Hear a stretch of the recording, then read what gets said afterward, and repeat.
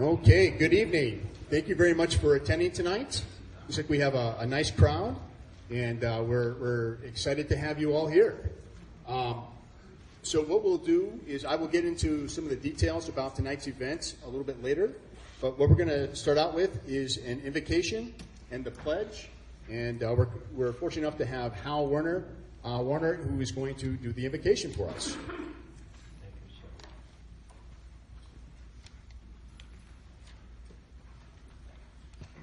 Let us bow our heads. Our Heavenly Father, we gather here tonight in honor of you. We thank our members, guests, candidates for coming to the Lake County Liberty Coalition meeting tonight to enjoy great fellowship with each other. We will learn from each other and, of course, our candidates. We believe in common decency of mankind, and we will prevail. We will take a stand for the basic fundamentals of our country and of course, our United States Constitution. We will remember our forefathers, our true brave Americans, and of course, our armed forces, and of what is written in the Bible. In the name of our Father, Son, and Holy Spirit. Amen. Hal, thank you very much. So it's kind of kooky. They have, every time that I've been here, they've had a flag on the left. But they obviously do not have a flag today. So what I'm going to ask you to do, this is a little kooky. Oh, well, actually, I have Got a flag. So in Boy Scouts, in Boy Scouts, we've had that situation. There's actually a flag on the Boy Scout uniform, so we have actually saluted that. Today, we don't have a Boy Scout uniform, but I do have a little lapel pin that is an official flag. So if you would please stand and pledge allegiance to the flag.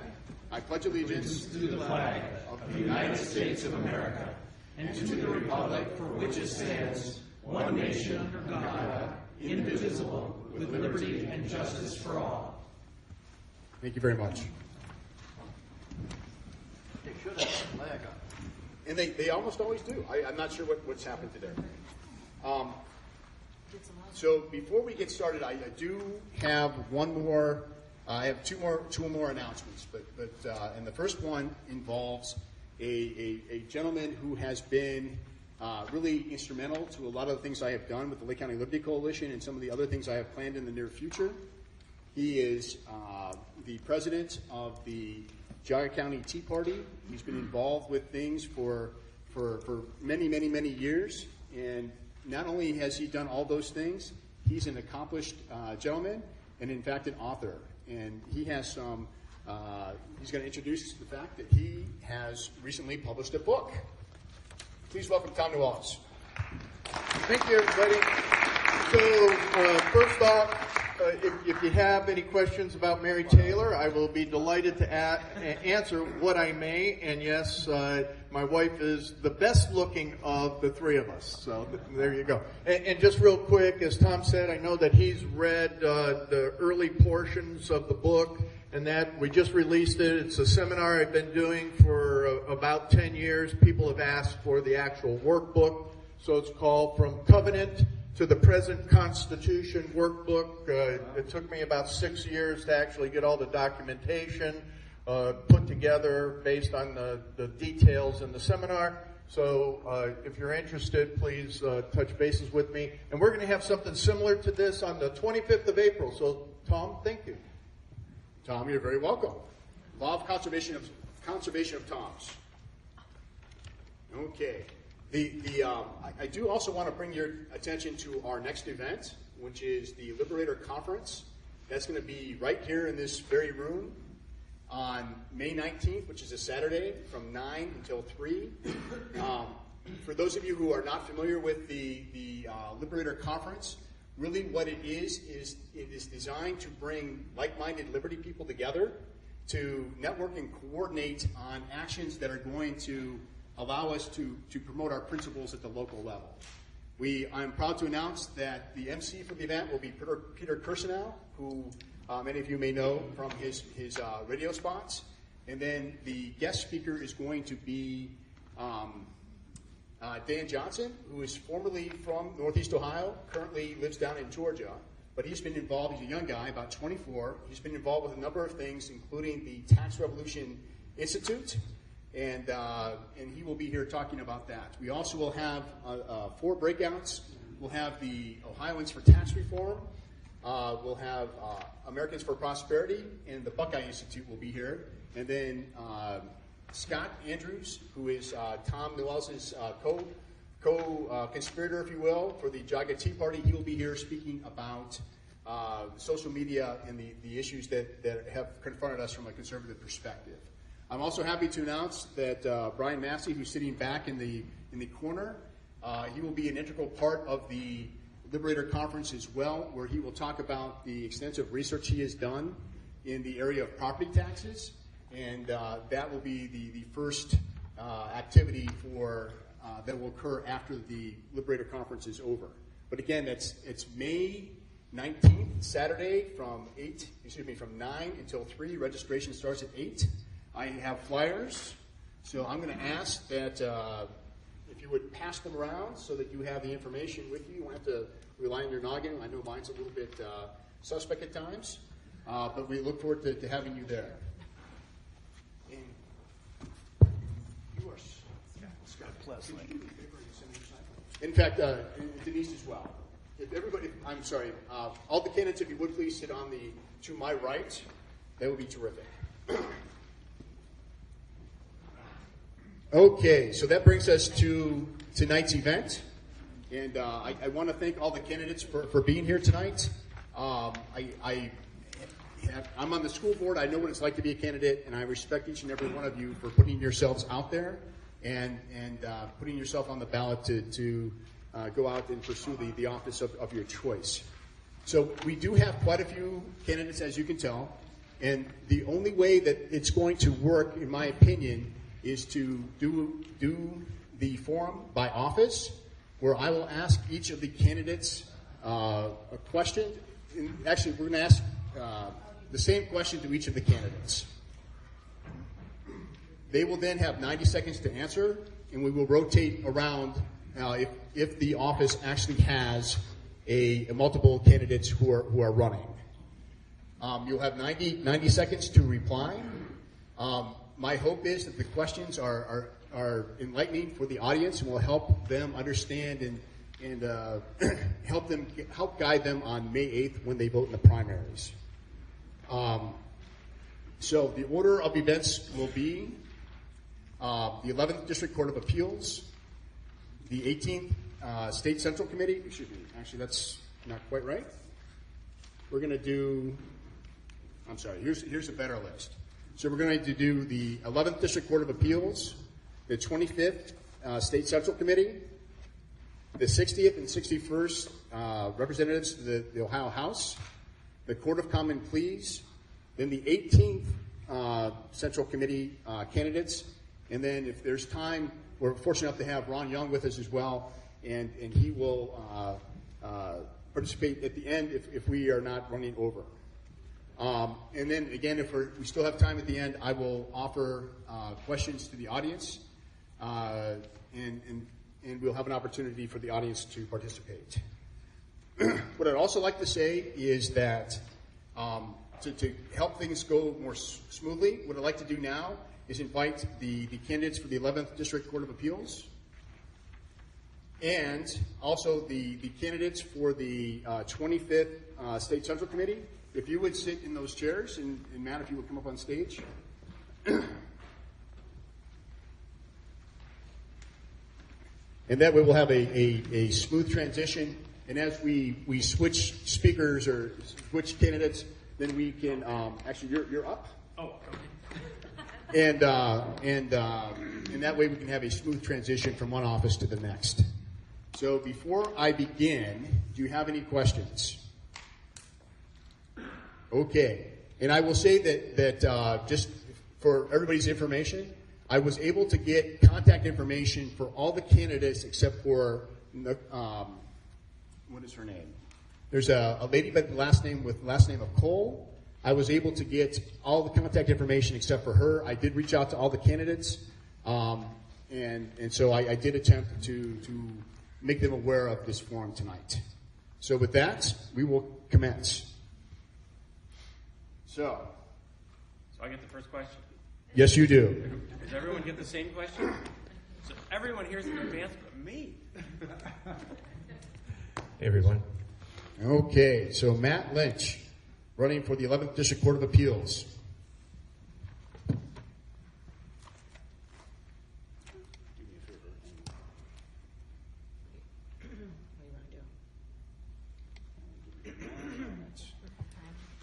Yes, ma'am.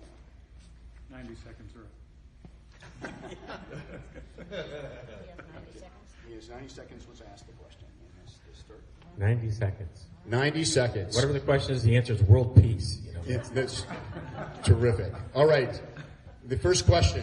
In your view, what is the threshold for determining the constitutionality of a legislative act? Well, okay, so then you want 90 seconds.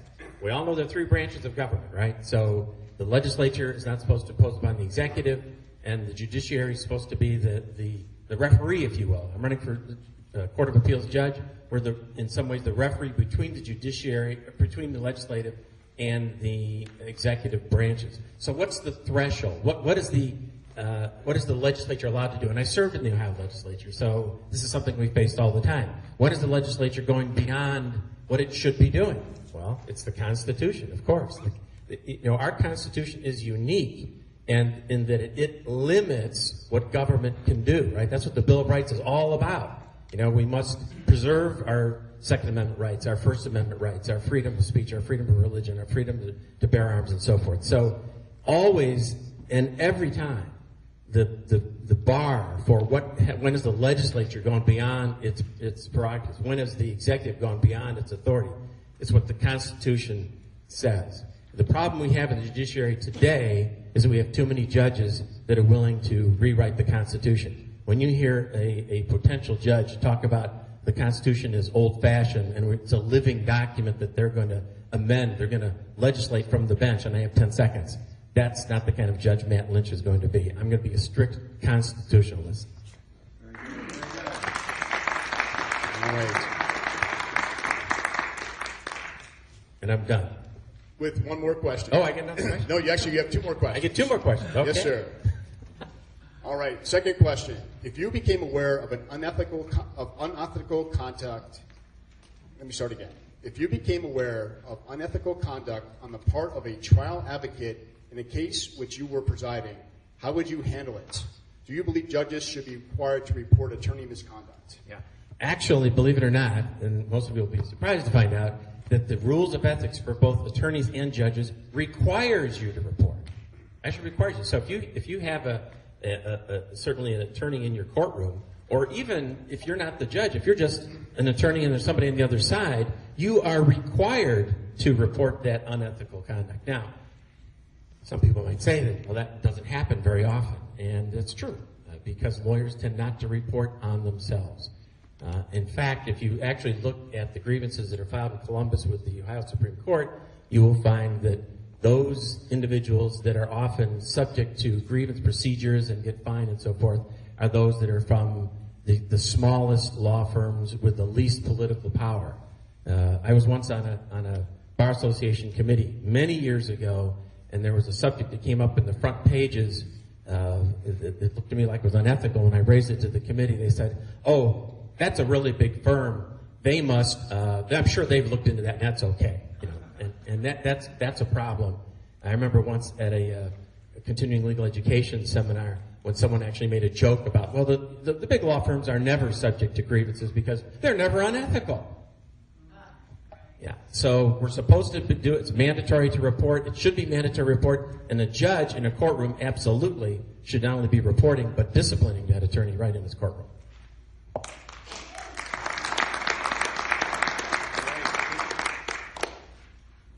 Thank you very much. The last question. To what extent do you believe that a judge should or should not defer to the actions of a legislature? Oh, that's a great question. In fact, I recommend all of you go to the cleveland.com, which is the Cleveland Plain Dealers website. They've just recently endorsed my opponent, and we actually had a conversation about this.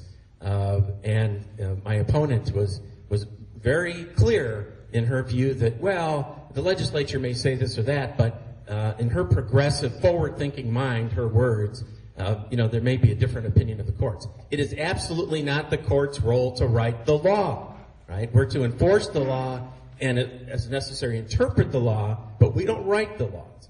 And as you all should know, one of the biggest problems we have today is that politically oriented judges are using the courts to implement policy. That is not what the courts are intended to do. That is certainly not what Matt Lynch will do when he's in the appellate court. We will uphold the law, we will enforce the law, we will uphold the Constitution, but we leave it to the legislators, and a lot of these gentlemen here, to actually write the laws. And that's the proper order of things. All right. Now I'm done. Matt, thank you very much. I'd now like to invite the candidates for the 25th State Central Committee up. And I'm off to an event in Portage County, folks, so sorry, but thank you all so much. Yes, please. And then I'd also like to invite the 60th and 61st House of Representatives candidates to sit in the chairs. You guys are on deck.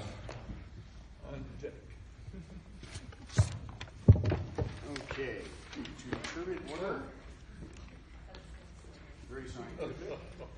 Just think of the card.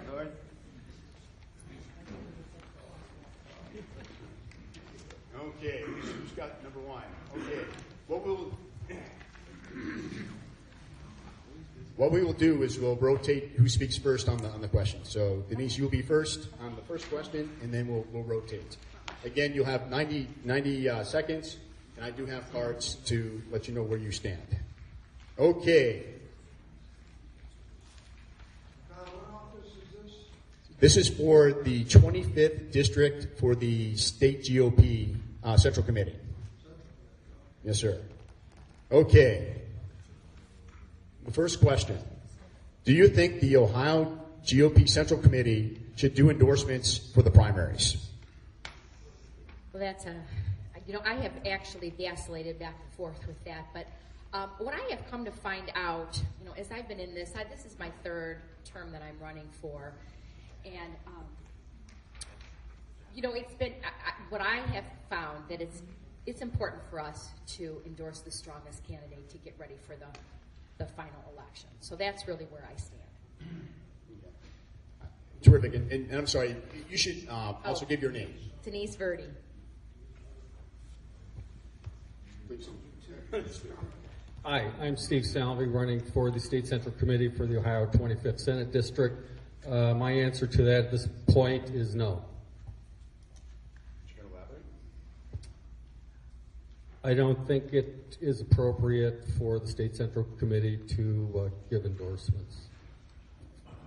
Let the candidates, let the people decide, let the candidates campaign and make their best case. And let whoever comes out the victor, then the Ohio Republican Party can support that person for the general. Thank you. Hi, my name is Dan Carter. I'm also running. I'm from over in Cuyahoga County. It's a district that runs from East Cleveland up to Fairport Harbor and then down to... I'm sorry. Speak more directly. Speak more into the microphone. Yes, sir. Not good at this. It's a big district, and they talk about this, the self-endorsement. The problem becomes... folks, with the exception of Denise, because I wrestled with Denise over this for quite a while about should we endorse, should we not endorse. The real reason that the people who even say when they're running, we'd never endorse, and I'm not serious, when they get there, they realize what comes with that endorsement if they self-endorse. They get 2 free mailings by the state. And that becomes the attraction. That becomes the attraction is to be on the slate card. Now, query how people would be if they didn't have that money in there. Do I think it's right? I will be honest with you, I don't have a problem with it. I served 2 terms. there, and it went for the self-endorsement each time. All right, thank you very much. The second question is, the first speaker will be Mr. Salvi.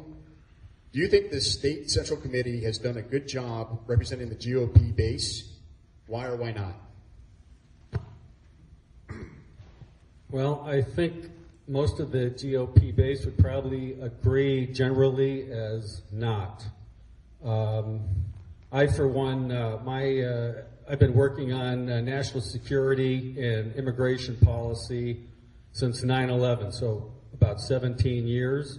I've been fighting people in D.C., public officials in D.C., who are not enforcing our borders, our immigration laws. I've been headed and testifying in committees in the House and Senate in Columbus and running into problems there. We can't pass common sense legislation. I've been working with State Representative Candace Keller, who submitted a bill to cut back on sanctuary cities in Ohio, and we couldn't even get a hearing, and this is in a state that has a Republican governor, Republican House, and a Republican Senate. So I would say that no, we've got some problems. I understand that things have been improving since Jane Timken was elected chair. So, but thank you.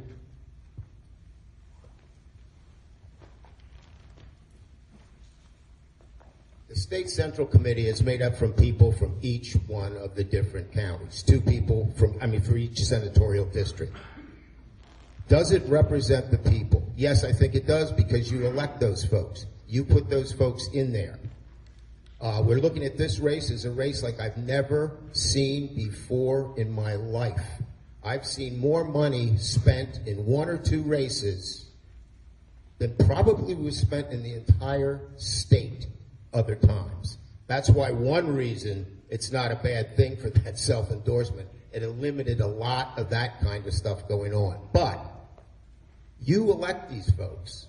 You've got to elect folks that are going to represent you in that district. And you got to remember, it's a big district. You may have a small district where everybody's the same, but it's amazing when I talk to people in Fairport Harbor about what their issues are, and I talk to people in East Cleveland, there's certain things that are there with all of them. Many of the folks are all for the military because they've got people serving. They're pro-life, and they're interested in that.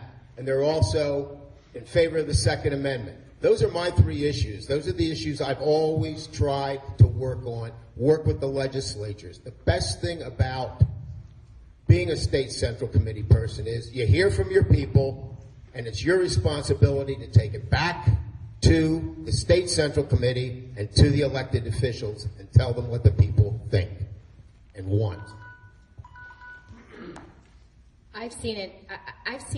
This being in the 3rd term, I have seen the benefit of hanging in there with this. When I first got into this, I was completely blind at this. It was a real learning curve for me as far as this goes. I have seen it done not so well, and I have. The reason why I am running again is because I have seen major strides, and I've seen much improvement, and I've seen us coming together. We've gone from extreme divisiveness to where now we can talk as adults. We reason together. They bring the facts that we get to listen to. We get to dissect it all together. And sometimes I'm a ping pong ball because things, I go back and forth vacillating, and it just takes a lot of common sense and some wisdom to make these right decisions. But I think we're going in the right direction, and it's a responsibility going down there and trying to make sense of politics and making sense of it all. And I, for one, that's the reason why I've gotten in there, to have a conservative voice. One of the things this is important, I feel, is to have people that represent your opinion as far as it being a conservative, and then I try to represent that well myself, and that's one of the reasons why it's important to pick who represents you. And the leadership is very, very important. Jane Timken has made a huge difference, and she is one of the big reasons, because we're improving, is why I decided to stick it out again.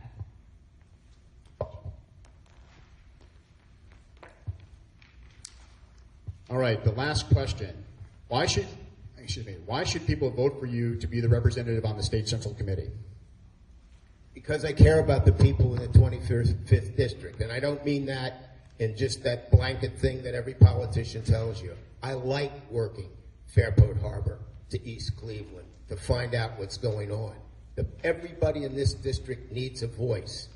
I have a point of view. My point of view is a conservative point of view. This is not a job that somebody gets paid for.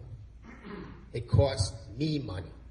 I was with Terry O'Donnell one time, and they were talking up here in Lake County, and I said, vote for me. I'm the only one that's not going to cost you anything. It's going to cost me money.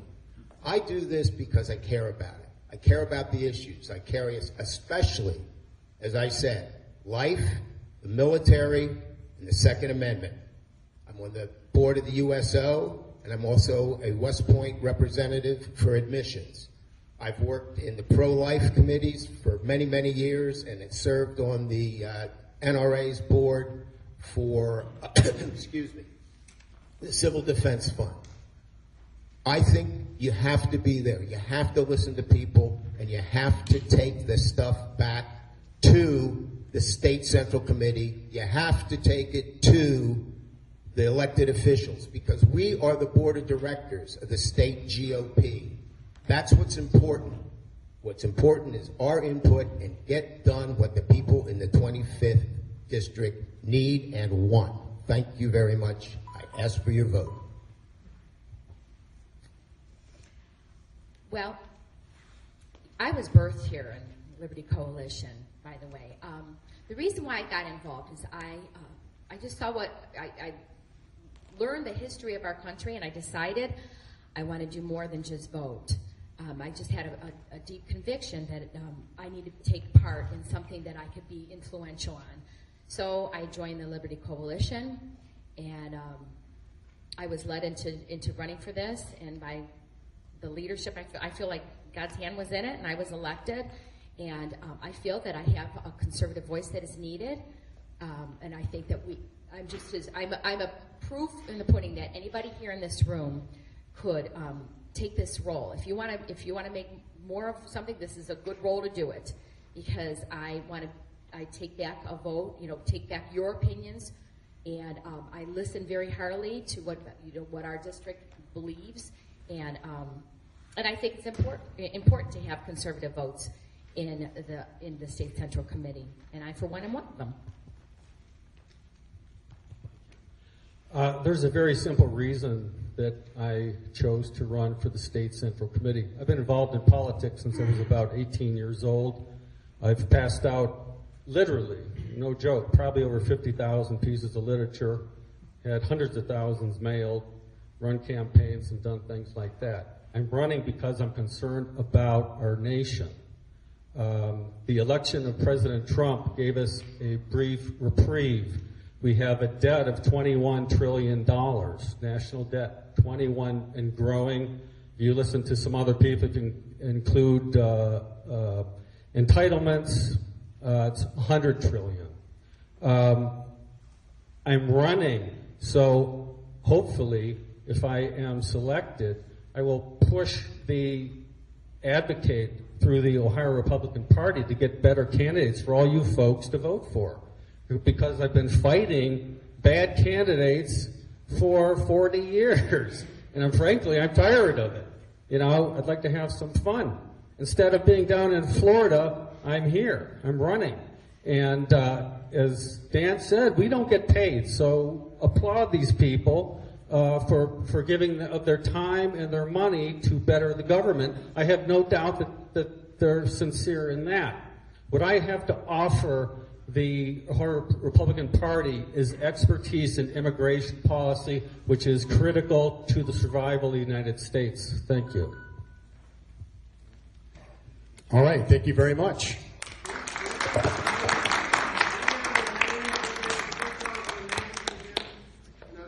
Sure. So we have Denise Birdie, who's coming down the steps. We have Dan Carter, who is in the camel jacket, and we also have Steve Sylvie, who is in the navy blue jacket. There's committee men and committee women. Yeah. So, Yeah. So we're, Yeah, there's one woman and one man that gets elected. Steve and I are running against each other, and we're both supporting Denise. all right. Thank you very much. Okay, I'd like to invite up the House of Representative candidates, and then into the seats, I would like to welcome the Court of Common Pleas, if you would take the seats, please.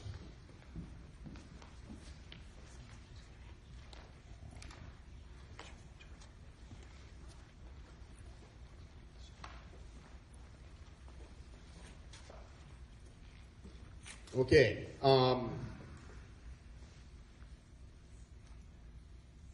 Actually,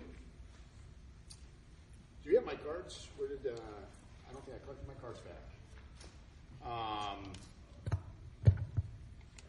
Dan, do you happen to have my card, the number one and?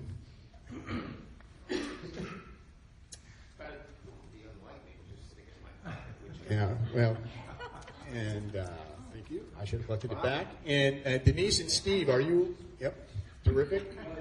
Okay, no problem. I should have collected it back. And is Steve still here? Okay, so in this case, we are going to have number 4 actually equal number 2.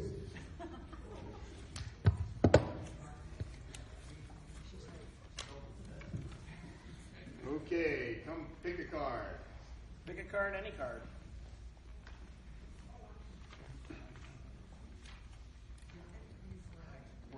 Okay. So, yes, exactly. Thank you very much. And I collect the cards back this time so we don't have the same issue. Thank you so much. Okay. So the first question, and you being the first one to speak on it, you'll give your name.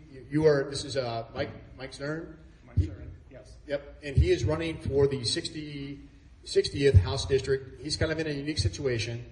I'm gonna ask the question. I'm not sure if this applies to you or not. If it does not apply to you, then I'd like you to talk about your write-in candidacy, okay? Okay. All right. So this is the question. State Representatives Larry Householder and Ryan Smith are each vying to be the next Speaker of the Ohio House. And to this end, they are each running slates of candidates. Which Speaker candidate do you support, and why is your choice for Speaker the best choice for Ohio? Are you one of the candidates? Are you affiliated with one of those two? No. Okay. Then speak, if you can introduce yourself and about the writing. Okay, thank you. My name is Michael Zurin. I am a writing candidate. I'm the only Republican candidate for the 60th district. I have been a councilman for about 2.5 years in the city of Eastlake, and once I was elected, the first thing I noticed is there was no connection with the community, there was no connection with businesses, there was no outreach to nonprofits, and that's directly what I started doing. I started a community outreach with multiple events where I'm getting the community involved, business engagement, where I have lots of businesses come into the events and showcase themselves so we could support them, make them more successful, make them feel like they're part of the community, and actually encourage them to grow and reinvest money into the community. Also, I've started a monthly meeting with the local churches in the 3 cities that surround Eastlake, and that has been a wonderful thing. We support their events. We try to get their information out to the public, all the wonderful things that they do for the community. And I want to expand that to not just legislating through Columbus, but actually building a foundation so when I bring back funding to the community, it'll be supported and it'll be more successful. Thank you. Thank you. Do you need me to repeat the question? I think I can remember it. Okay. Thank you. My name's Jamie Callender. I'm running for the 61st district. They change district numbers every 10 years. Or maybe even sooner based on certain ballot issues. I was in the Ohio House of Representatives from 1997 through 2004. I served under 2 speakers. One was part of the political machine. She did a great job. She was a wonderful lady, left a great legacy.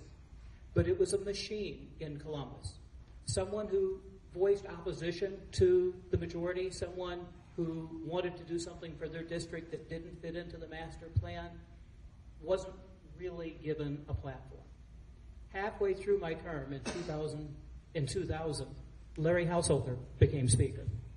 When Larry became Speaker, he made me chair of the House Education Committee and allowed me to work on school funding issues, promoting school choice, and a lot of reforms. He helped when we were defunding Planned Parenthood. He helped fight the pro-gun, anti-gun lobby that had fought against concealed carry for years. Because of that, even though I'm in private practice, private sector business for the last 15 years, Larry asked me to come out of private sector and go back into the public sector to make a difference. So I'm supporting Larry Householder for Speaker of the House, and I'm proudly part of Team Householder. I think someone who empowers individuals rather than forces everyone to go in lockstep is better for Lake County and, quite frankly, much better for conservative issues.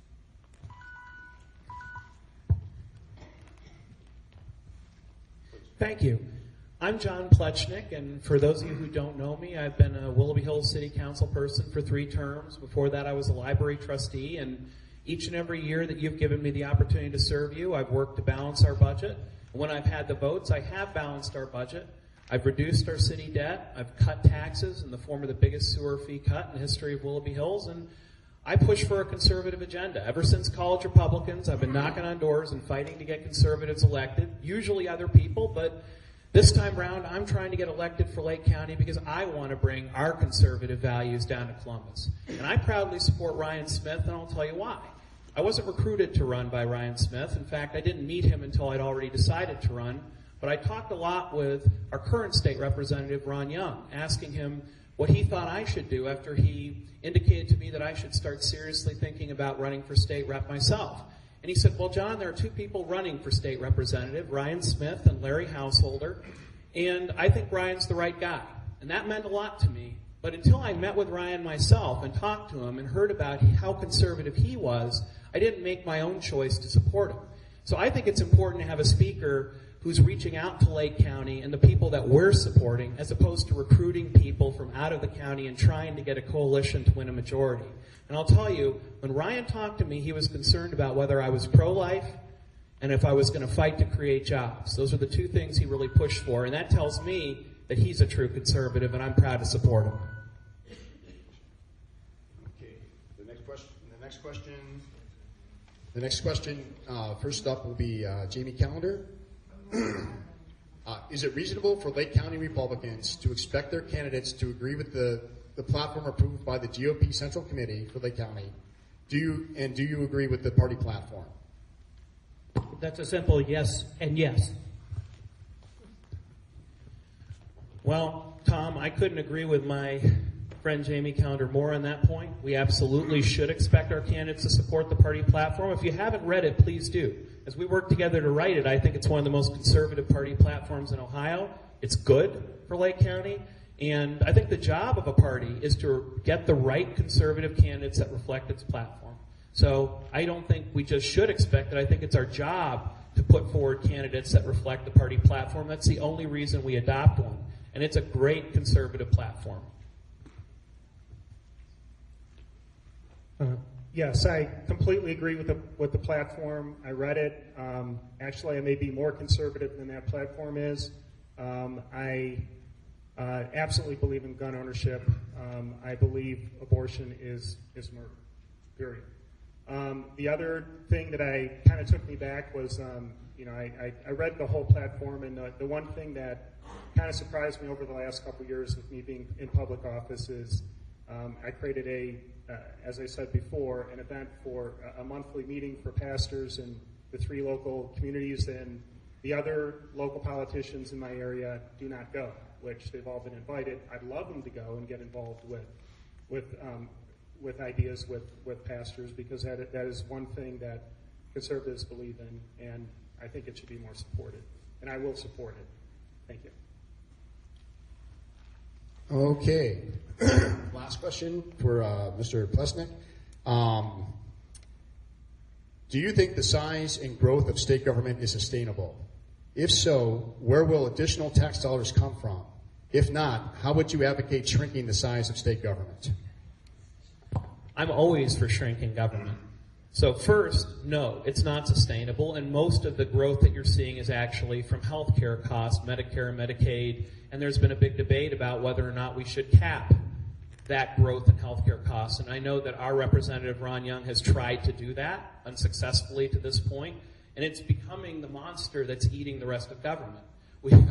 We obviously need to do something to make sure that we have our other priorities covered as well. So my first suggestion is we need to look to getting people in actual jobs that pay for their own health care as opposed to having them dependent on government, which requires this ballooning expense.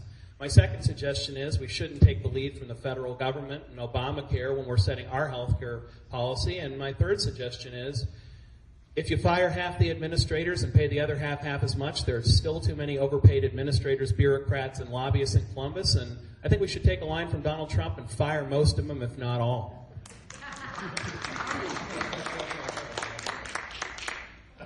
I love what John just said.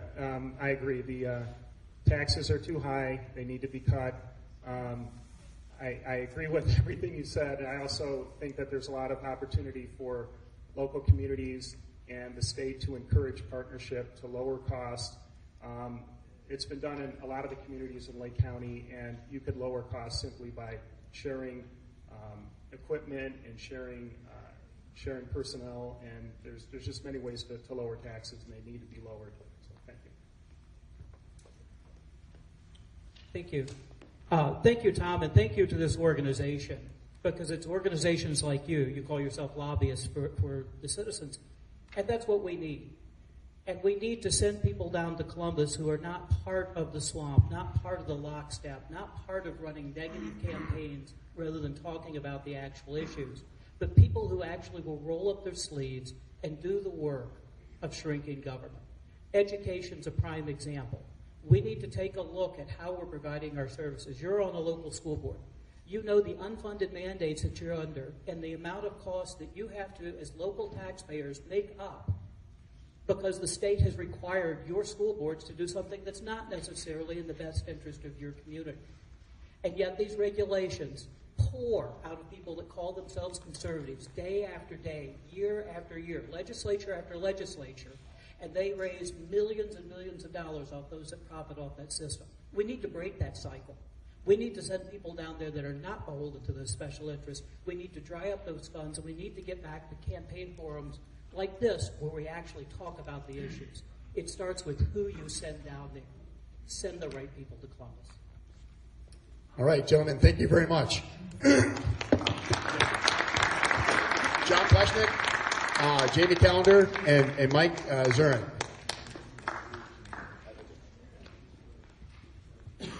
Okay, I'd now like to invite the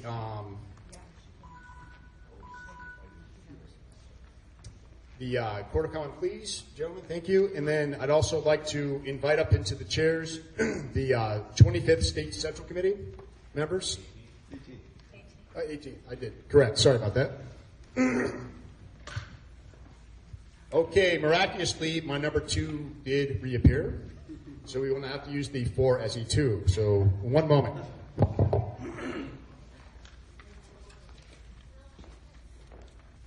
Okay, someone pick a card.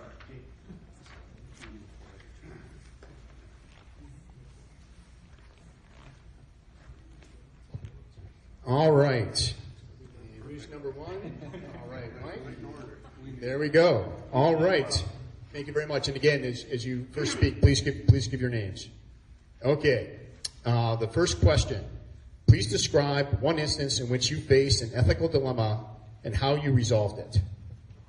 Thank you. I am Mike DeLeon. Is this working? There we go. I'm Mike DeLeon. I'm running for Court of Common Pleas. Ethical dilemma. Faced one early on in life. I was still in college. Sorry, is that better? Yes. Early on in life, I was still in college, and I was working at Geauga Lake, working my way through school at Kent State. And one of my good friends, I was a appointed manager. Apparently, I needed the extra quarter an hour to be a lifeguard manager. And one of my friends was continually late. and asked me to let it slide. And this was tough because we were also fraternity brothers. And unfortunately, that's just not in my nature. We have to, much like being a judge, we have to enforce the rules. We have to enforce the law. That is what we're running for. And I look to my opponents and think we're all here for the right reasons. We're all good people. But when you're looking at an ethical dilemma of what to do and how to do it, I followed the proper procedure. I went back and I was a newly made manager. I was only a manager for a week. And I had to read the rules and do the write-up and submit the proper paperwork to where it goes. Even though it was a friend and a fraternity brother, the rules still matter. Thank you. Good evening. My name is Jeff Black. Ethical dilemma. Early on in my career, probably the third year I was an attorney in Lake County. One thing that attorneys do in private practice, we offer our services to the various courts around the county to represent indigent defendants. And so I was on that list to represent indigent defendants. Well, one of the first defendants I was asked to represent by one of our common pleas judges was a child rapist who was out on parole, and he committed a parole violation. And we are taught as lawyers that everybody deserves a defense, and if you take on a client, you represent them zealously, and that's an ethical issue that I had to deal with. I didn't think about it because I had never represented anybody like that in my life. I had 3 young kids at the time, and the gentleman came, not even a gentleman, the guy came to my office, sat in a chair in front of me, and started looking at the pictures of my kids on my desk. And it literally made me sick to my stomach. I turned the picture over, and I had to petition the judge that appointed me to the case. I had to file a petition and say, Judge, I cannot ethically continue my representation of this guy. I can't do it. I won't be able to zealously represent my client, and I've got to withdraw from the case. Judges don't like that. They don't appreciate that. It was a unique reason that I gave the judge. I just couldn't stomach this man, and I was fortunately removed from the case, but that was my problem. Good evening. I'm Pat Condon, and I'm running for Judge of the Court of Common Pleas. Thank you for having us out tonight. I appreciate the citizenry coming out and learning more about the candidates. That's what makes our county and our country great. As a career prosecutor, I run into ethical dilemmas every single day at work. We are dealing with bad people, like Jeff was talking about, rapists, murderers, thieves, robbers, burglars, and luckily, I've had the opportunity of working for 2 great ethical prosecutors in my career. My first 4 years was down in Portage County with Victor Bellucci, and the last 14 with Chuck Colson. And they both said the same thing, that our jobs as prosecutors is to do justice. And you only do justice when you do what is right and you do what is fair. So when we were in Portage County and we would have a breathalyzer machine that would go out of calibration, we didn't hide those results. We wrote letters to every single defendant, whether they had already pled guilty or not, whether they had an attorney or not, to say, listen, the calibrations on those breathalyzer machines were wrong, and we're not going to use that evidence in your prosecution. If you want to withdraw your plea, you can withdraw your plea, and we'll go forward with the evidence that we have. Much like that in Lake County, we have open file discovery. Mr. Colson was probably the first prosecutor in Ohio to do that. If there's something in our file that is against us, that goes directly to the defense with the rest of our file, so we don't run into those ethical problems down the line. Thank you.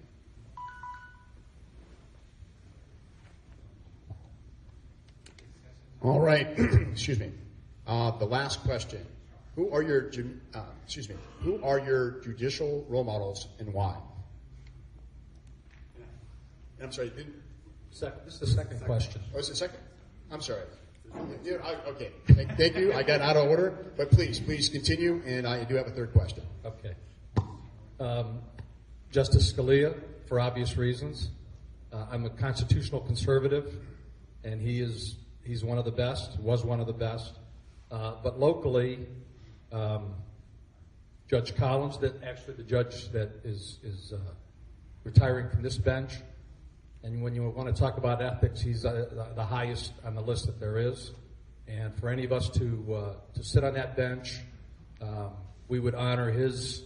I know that all three of us would honor his legacy and just try to do as well as Judge Collins has done. I've watched him. I've been a lawyer here for over 25 years. He's on the been on the bench, not the entire time, but most of that time. He actually asked me to. He used to be the law director in Madison Village. When he left there, a friend of mine became law director, and Judge Collins recommended me to be the prosecutor for the mayor's court there. So I did that for a few years on his recommendation. But Judge Collins is a local judge that I respect greatly. Thank you. Another excellent question. Much like Jeff, and I'm sure any true conservative who's going to come up and speak in front of you, they're going to say Judge Scalia, Justice Scalia. Justice Scalia was one of the giants on the Supreme Court. He was an originalist, and I believe in that philosophy. But much like Jeff, when you look at our local judiciary, we sure are lucky here in Lake County. And we've been lucky for decades of having great judges at every level. At the municipal court, the juvenile court, domestic relations, probate, common pleas, general division that we're running for. Judge Collins is as good as they get.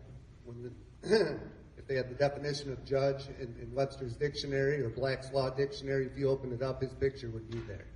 But we also have other great judges on the general division right now, Judge O'Donnell, Judge Lucci, Judge Collada, and it doesn't matter to me what party the judges are. We've had great Democrat judges, and Judge Mitrovich and Judge Gibson, so I've been blessed in my career to be surrounded by great judges.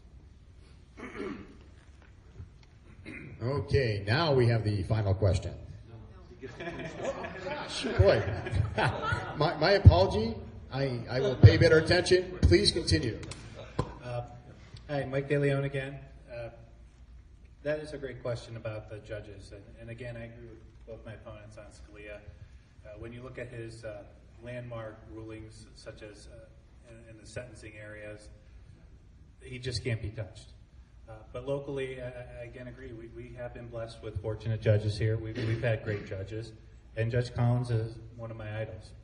Early on in my career, I got the chance to talk with him and get to know him. He was the counsel for the commissioners. He was just a giant in the civil arena. He knew government law. He knew so many areas. And I don't think there's a judge on the bench right now that can touch his knowledge base. And it will be a loss at the end of this year when he goes.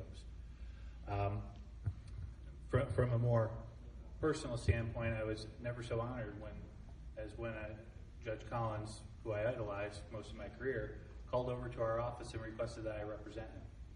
And in that, I was very humbled, because here's the judge that I looked up to my entire career requesting that I represent him when he was sued in his capacity as a judge. And that's something you don't forget as an attorney, especially one that's young and hungry and coming up through the ranks and wanting to fight for the cases and wanting the cases. I go back to an old Gene Hackman quote from a movie that I idolized: "Winners want the ball, and I wanted the ball, I wanted the case." Thank you.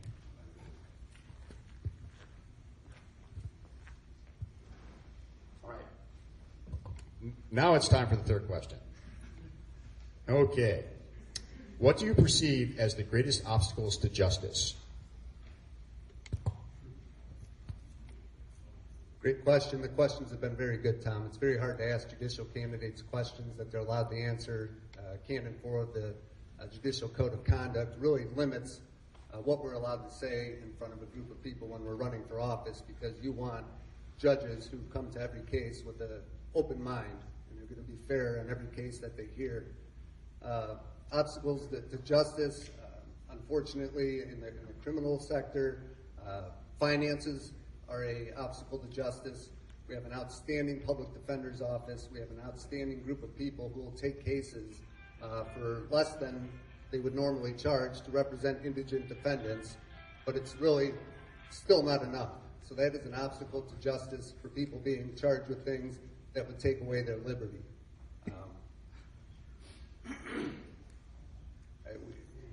We do have the greatest justice system in the world. Our system of jury trials, I think, gets to best justice that can be delivered. Anything can be improved upon, but we have it pretty darn good in this country, and we have it pretty darn good in this county. So as far as obstacles to justice, it's just, in my mind, people having the proper defense when they're charged with the crime. I've spent 18 and a half years putting those people in jail and in prison, but when you're trying to do justice, you want it to be equal on both sides and have a fair playing field.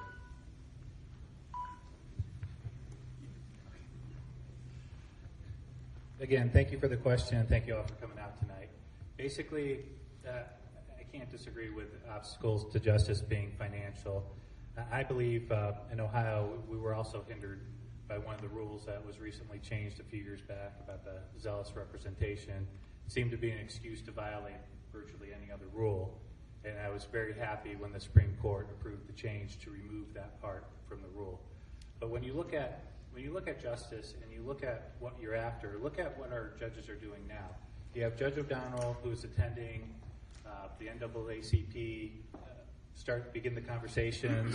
You have the Lake County Prosecuting Attorney attending those. I know I myself have attended those because, much like we're doing in this room, justice begins with a conversation. We need to talk about the issues because if we don't know what the issues are, we can't take any action to correct those issues. So when you talk about obstacles to justice, one of the biggest obstacles is the perceived failure and inability to communicate in our country, which is mostly, I would attribute it to the other side of the aisle. Thank goodness. We still have the ability to reason and discuss with one another and disagree with one another to come to a good solution. But that discussion is where I believe justice starts, and with a firm grasp of the Constitution as being a firm and fixed point in the law. Thank you. Thank you. Again, my name's Jeff Black. I've been doing this, like I said, over 26 years. I've done it all in the legal profession. I've been a judge, I've been a magistrate, I've been in private practice, I've represented wealthy clients, I've represented indigent clients. The number one obstacle to justice in our county, in this country, is money, money, money. That's no surprise to anyone. I'm proud to say that I've represented, as I mentioned, indigent clients. Judges have asked me to represent individuals that cannot afford counsel. I've done it for nothing. Judges have asked me to moderate and mediate cases between individuals that can't afford attorneys. So they came to me, I mediated their cases, and I did it for nothing. I've represented battered women who have, when you're a woman in a marriage and you're getting battered and abused and you have nowhere to go but a safe house, you have no money, you have 3 kids, the battered women's shelters called me to represent these women. I did it for nothing because money is the problem that these people have. I recognize it. I recognize it in my career. I've fought for that. I'm passionate about that. As a judge, I'm going to make sure these people get fair representation. I know how to pick up the phone. I know the private practice attorneys in the county, and I can call them up tomorrow, and any one of them would come to me and say, I could ask any of them to say, I need representation for this individual or that individual. They can't afford a lawyer, and these attorneys will respond to that. Thank you.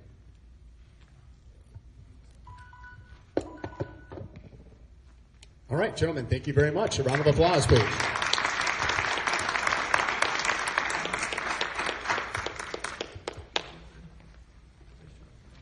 Okay, so now we will move on to the 18th Central Committee. And Judge O'Toole, you would be so kind as to take one of the chairs.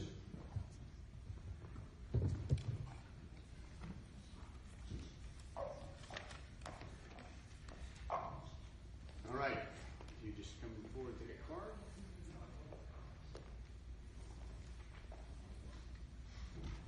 All right, number 1.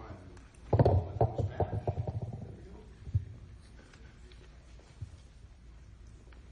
Thank you very much.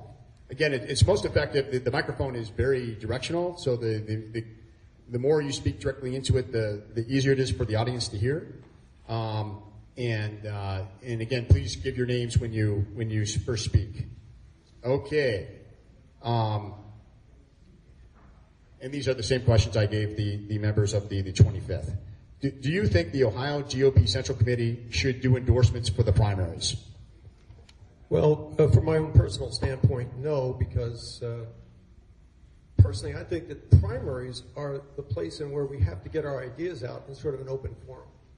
And in this particular situation, I think when the party starts recommending people right away, people stop listening, especially when you're not one of the main programs on the agenda, when you're further down on the ballot. So I think it's important that we get a rather open discourse during the primary. So I would say no. Oh, very sorry. I'm new to the political side. It's the first time I've ever run for a candidate in office, so sorry about that. Gene Allen, and I'm running for the Central Committee, 18th District, and my wife Marlene of 45 years is sitting right there. Cool. Yay.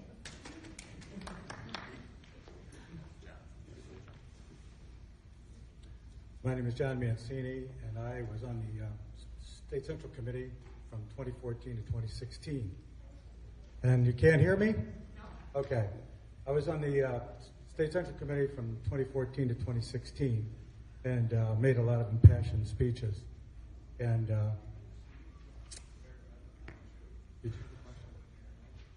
no, I was just trying. The more you speak into it, the more it picks up your voice. Okay. I don't believe in State Central Committee endorsing just incumbents. Keeps people in office for 40 or 50 years, no matter how good or how bad they are. I don't mind them endorsing in the primary unless it's an incumbent. And I think it's rigging elections. I made a speech in it in 2015 calling it, they were manipulating the elections because there's a lot of people who want to run that don't get any help and no endorsement from the Ohio Republican. Thank you. My name's Scott Kaiser. I'm currently finishing up my first term as your 18th District State Central Committeeman. In a perfect world, no, we wouldn't endorse. Unfortunately, look at this room. This is not the population of Lake County. A lot of Republican voters just don't pay attention. In a year like this, where it's a very contested election cycle, I was very hesitant to endorse going in. Didn't want to, but the votes weren't there for us to oppose endorsing, so the State Central Committee did endorse. I think it is important sometimes to weigh in and say that these are the candidates that have the best shot, that best represent our values. But in a perfect world, no, I do not support endorsing in contested primaries. All right, thank you very much. All right, the second question. Do you think the State Central Committee has done a good job representing the GOP base? Why or why not? Well, I would say recently, since Jane Timken took over, the answer is yes. It's much better. I'm getting a lot of communications now in the emails and things that I never got before, and I know a lot more about what's going on. I still think, in the end, you have to look at the effectiveness of it all. We have elected officials to get things done. They're all committed. If we brought most candidates in here in the Republican Party and they read the Lake County GOP agenda, they would agree 100%. But in the end, when they get in there, even though we have majorities in the Senate and the House, we still aren't getting everything done. And we're running out of time. You know, we're on borrowed time right now for that. So I would say no, it's not as good as it needs to be, but I think Jane could improve for sure. I'm going to agree with Gene. It is better. When I was in the State Central Committee, John Kasich just about ran everything and got whatever he wanted. And Matt Borges also did some things and put a lot of pressure on people just to vote in the chamber by raising your hand and saying aye. And that stops people from really voting their heart. With the election of Jane Timken and the ouster of Matt Borges, it's been a little while since I've been there. But I think it's better. Everybody do. Well, I actually have to agree with both of these gentlemen. It has been night and day since we elected Jane Timken, and that is why I worked so hard to make sure that we got her elected. And if you didn't pay attention, we only got her elected by one vote. But since we did get her elected, and it's been tremendous having her as chairman, we're actually allowed to have debates in the committee instead of being told what to think or sit down if we disagree. We've improved communications with the county parties. We actually have a county party communications committee now that's job is specifically to improve the efforts that we make with you and get your feedback. Are we perfect? No, we can always be better. For example, I mentioned endorsements already. When we were about to have our endorsement meeting, I heard from exactly 3 people. I represent Lake, Geauga, and Portage County, and I only heard from 3 people. So we'll never know if we're representing you the way you need to be represented if you don't reach out and contact us. I'm always available. I would love for you to share your thoughts with me on what we can do better. I think we've made a lot of progress in my first term. That's why I'm running for re-election. We have to keep that progress, and we have to keep Jane Timken as chairman because, like I said, it's been night and day. All right, the last question. Why should people vote for you to be the representative on the Central Committee? Well, until last October, I wasn't going to run for Central Committee. But then we went to Washington, D.C. Marlene and I went to Washington, D.C., and we visited with Jim Renacci, and at that time Jim was planning on becoming, running for governor. And we had a discussion about the state of the state. And I felt the state was doing okay, and I said, from the standpoint, I think John Kasich has done an awful lot to bring us through the budgetary crisis that we have. We have cash in the bank, and it seems like new investment is coming to Ohio. But then Jim asked me the question. He said, where do you think we rank in the 50 states of the United States in terms of economic development and growth? And I said, it's got to be the top quartile. We got to be 12th or 13th. And he said, try 30th. I said, Jim, you got to be kidding me. That's not possible. And he said, you go home and you check it out. And I did. I went and I checked it out. And ladies and gentlemen, we're 38th out of 50 states between 2011 and 2016 in industrial development, in economic development. That's terrible for us. We're the 7th biggest GDP state in the union. But we're 18th in GDP growth. We're one of the highest in unemployment. We got a lot to do. So I hope that I can make a difference on the committee on that basis. Since I was on the committee for 2 years, I soon learned what you don't go to Columbus to be loved. You're going there to represent the people back home, and you better vote the way you told the voters you're going to vote. And that was everything that was on my mind all the time. I never wanted to go home and face anybody because I told them one thing and voted another way. People are very, very kind to us, and I always hated the word politician because it was just almost a bad word and nothing to be proud of. But when you're talking to people and you're promising them something, you better vote that way and have enough guts in the chamber to vote that way. I remember a popular senator who had one opinion on traditional marriage. Then when he became senator, he decided to change his mind in favor of gay marriage. I was the only one in the chamber that voted against endorsing him. When my hand went up and nobody else was there saying no. Did not want. All right, gentlemen. I'm sorry, No. I'll develop a better system next time. Sorry about that.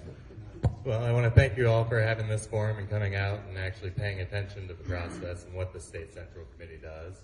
I first ran for State Central Committee because I worked for the Ohio Republican Party from 2013 to 2014, and I was not very happy with how the party was run. So I ran for State Central Committee, and in my first term, over Chairman Borges' objections, we adopted a platform. We adopted the principles of the 2016 National Platform. That's been an issue for grassroots activists for a long time. We finally did it. Then we elected a new chairman, Jane Timpkin, who, as I mentioned, has empowered us to speak out and represent our constituents, has improved communications with the county parties and grassroots activists, runs a very open party. She's also outraised all of her male predecessors in off-year elections. We're very financially well poised heading into a very difficult election year, and she's not stopping. Everything is on the line in winning in 2018 and ensuring Republicans maintain control of this state. I am running because I want to keep that progress going. We have a lot more work to do to return our party to the people in this room, not the establishment elites, and I hope that I can continue to deliver on that with your support. Can we hear your names again? I am Scott Kaiser. I am from Geauga County, Chester Township, and I am currently the State Central Committeeman finishing my first term. I'm Gene Allen from Aurora. I'm John Mancini from Kent, Ohio. All right, gentlemen, thank you very much.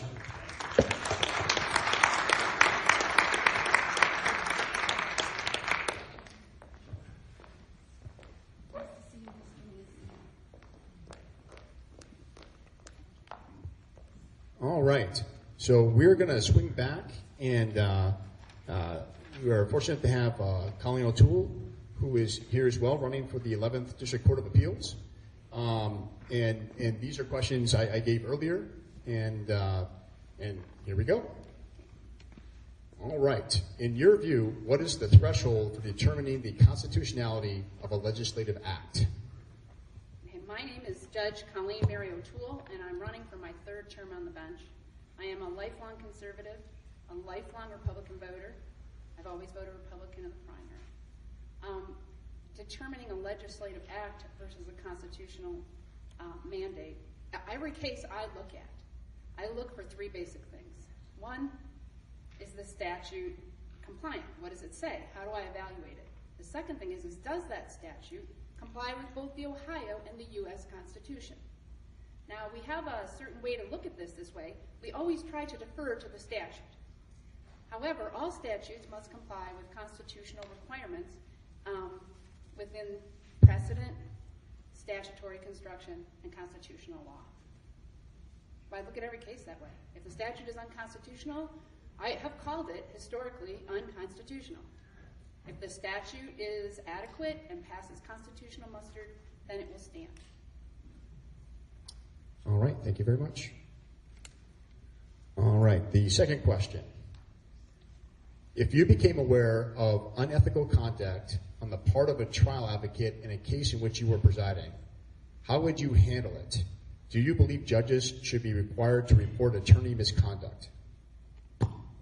All lawyers under the Code of Conduct are required to report unethical conduct.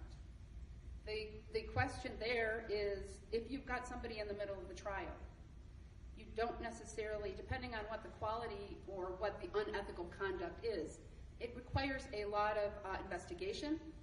What you would do is you'd pull the person up, you'd ask them what this was about, what were they doing. You would automatically request that they not follow that line of inquiry. You could either then refer to disciplinary counsel. Judges do not have the ability to rule on ethics decisions. That, under the Supreme Court, has been established to be within the code of the disciplinary section of the Ohio Supreme Court. So you would report it, and then they would handle it from there, because there has to be a clear investigation. Unethical conduct requires due process. They actually get a trial under the rules as to what they did and how they did it. But the goal is not to let it affect what's going on with their clients. Yes, thank you. All right, thank you very much. The last question. To what extent do you believe that a judge should or should not defer to the actions of a legislature? Well, I have never espoused to legislate from the bench. I don't write the law. I look at the law as it is written, and I apply it the same way.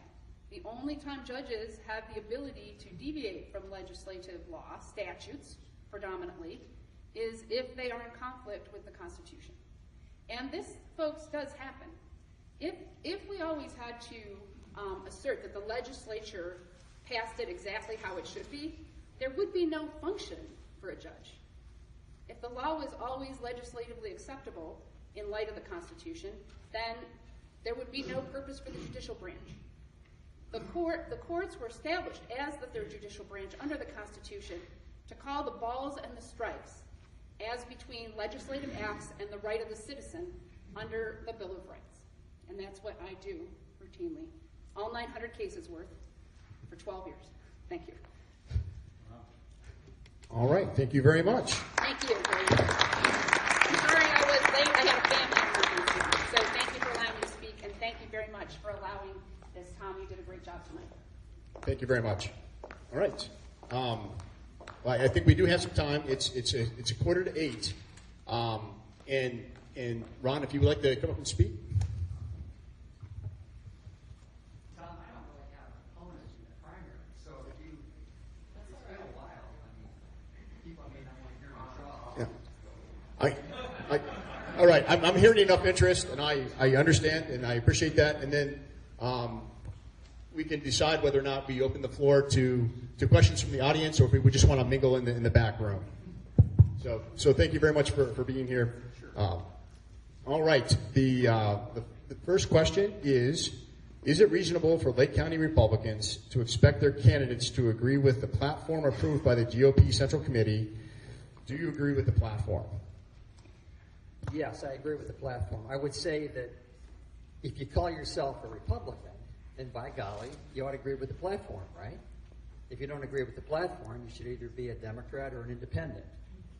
But the platform is there for a reason. And it's unfortunate that the party has chosen, by the party I mean our serving elected officials, have chosen to ignore the platform and create their own pathways to victory. But the question remains then, what's most important? Your pathway to victory or the underlying principles of the party that you stand for? I would say the principles are more important than an individual candidate's success or failure. Terrific. Thank you very much. Next question. Do you think the size and growth of county government is sustainable? Would you like to repeat that? I stumbled there. So. No, I got it. Okay, terrific. I can't think of a government that I've seen in operation that is sustainable.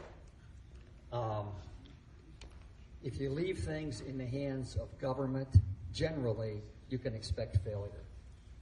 Now, there are some governments that operate extremely efficiently compared to others. But comparing government with government is not a very good standard. You need to compare government, I think, with what's most efficient and what serves the people the best. And a government that governs best is a government that governs least.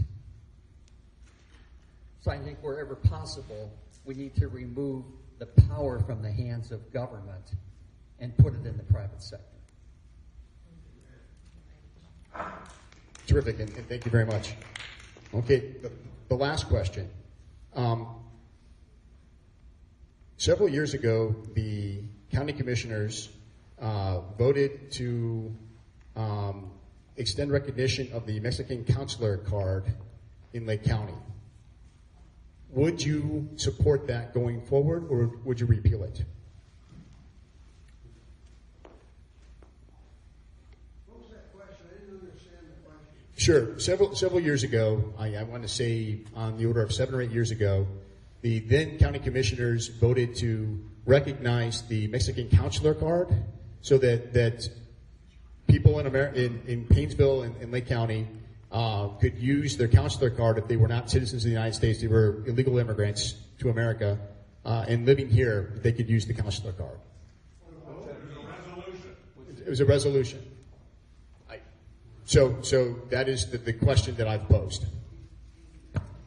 Well, when I understand, and I haven't really looked into this in depth, but from what I understand, number one, it's difficult to determine who the person really is based upon the card itself, because the accuracy of the card in identifying the individual is extremely questionable. Thank you. And then number two, just what does the card really represent? I mean, does it give them special rights? Does it give them the ability to get a driver's license, the ability to vote? Hopefully not. But I would say just on the face of it that no, I would not once again renew that resolution, support it again. Okay, thank you very much. Those are the questions. Thank you so much for being here.